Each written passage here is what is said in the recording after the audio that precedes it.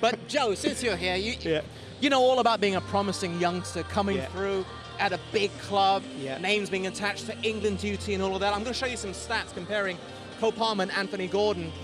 I mean, Palmer edges it in terms of goal involvements in fewer games, but I have to add that Palmer has been on penalty duty, so he scored 5. So that does edge him in that sense. However, let's say you're Gareth Southgate. Would you be taking both? Would you be taking one? I think that, listen, there's so much competition, particularly in them areas. You know, England have got an abundance of players. You can play in a number 10 or off the left or off the right. Both of them young players have been outstanding this year. What I would say about Cole Palmer, I don't know too much about Anthony Gordon. I'm really impressed with him, but with Cole Palmer, I love his personality as a young player. He don't hide. He comes here, and it's in difficult times, like we talked about, fans, a bit of unrest, and he's going to get the ball. He's taking risks with his passing. I think that's crucial. I'm going to press play here. We've got some clips of him not just scoring, but also creating chances, creating assists, Frank. Yeah, absolutely. His assists are there as well. All types of different types of goals as well, and assists, you know. But like Joe's just said, you know, he has stepped up and become the main man this season. When he was really signed, he was probably signed for one of the players for the future to bed in this season, and probably look at him next season because of injuries and what's happened this season with the form of the team. Cole Palmer's got the team by the scruff of the neck, and he's scoring goals and producing goals. And he's come here for the right reasons, isn't he? I mean, he's come here to play football. He could left Man City. He could have played there 10, 15 games a season, picked up loads of medals. But he didn't want that. He wanted to play on a regular basis. Maurizio's told him he's going to get game time. He has done that. And he's shown everyone else, really, even the players who are coming in, he's showing them the right attitude. That's what you need. You need a load of him. If you've got 11 Cole Palmers, you'll be all right. Yeah, and you know what you'll notice tonight, it's really impressive, especially with a young player. Everyone gives him the ball. Like, he'll go and get it off of Gusto, or go and get it off the centre halves. And, you know, like a senior player, like, give me the ball, he'll get it in turn, he'll pop it back. And he's just given that licence to float about. But his personality is impressive. Is it hard to earn that trust from your teammates to be the one that's given the ball on every occasion? You have to, you have to earn it, and you have to earn it by performing. They have to trust you. Like, when you're a young player and you come into the team, like we all was at one occasion, you know, the lads will maybe let you off for 1 or 2 bad decisions, but if you're not producing, you know, it's a man's game. They'll let you know, and you'll be back on the bench. Well, so you can see with his characteristics, he's taken 5 penalties this season.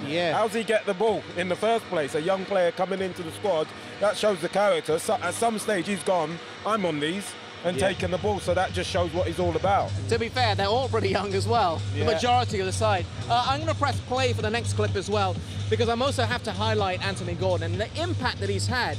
A bit of a tough start when he joined a year ago, but he's acclimatised over the summer and hit this season running. Yeah, I mean, it was a slow start. I thought it was a lot of money when he first came. He looks a snip at the moment. I think Eddie's been a good manager for him. You know, I didn't throw him in straight away. He picked the right time to put him in. He had a fantastic season. And I think he's grown, this kid. You know, he's really feels like he's the main man now. He's got ability. He's got great pace. You know, he stretches teams. And like Joe said with Cole Palmer, he wants to take responsibility. So, yeah, I can't speak highly enough of the kid. I mean, he's a great... I mean, that is one of the best places to play, Newcastle, when you're at home. When you've got to come here and perform away from home, then we'll see what he's got then.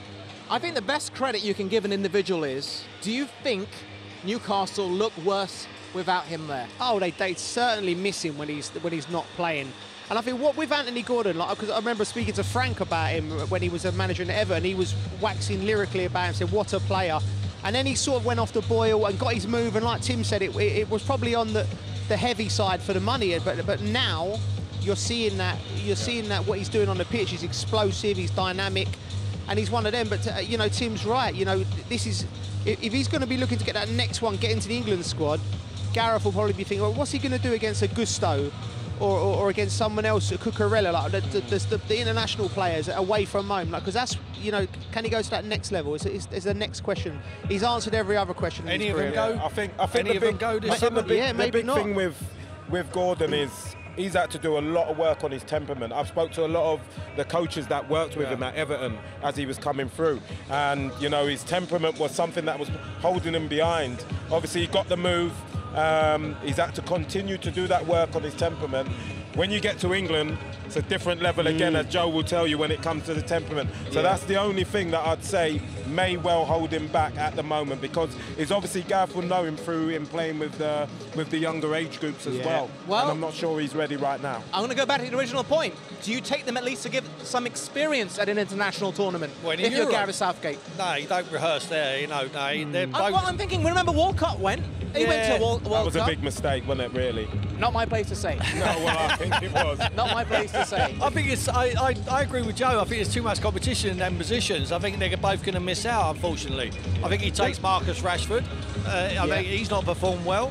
Jack Grealish, he goes if he's fit. Saka, you've got Foden. You got Jared Bowen. You've got a load of players who play in them wide positions, loose off the side. So I think it's too late for them too. What about meritocracy? What about the meritocracy of having the best season of all the players you've just mentioned? Yeah, but there's form, and then there's players that you trust to do a job. Like when Gareth will be sitting there and thinking to himself, does he take a maybe, or does he take a player who he knows has done it for him in the last 2 or 3 tournaments? I mean, form's important, but it's not everything, you know. And then you've got to consider, like Tim being a manager, so he'd better know, but then you've got to consider the temperament of the players you're taking, who are maybe not going to train, not going to play. Like, you know, Jordan Henderson probably go. He probably won't start, but he knows. But the Gareth will know that he'll set the tone in training and keep it alive. And then he knows if he brings him on for 15 minutes, 20 minutes at the end of the game, he's going to get the job done. And you know, so there's all sort of things to consider. But them two will certainly play for England in the future. But I think this tournament might be just a tad too soon for both of them.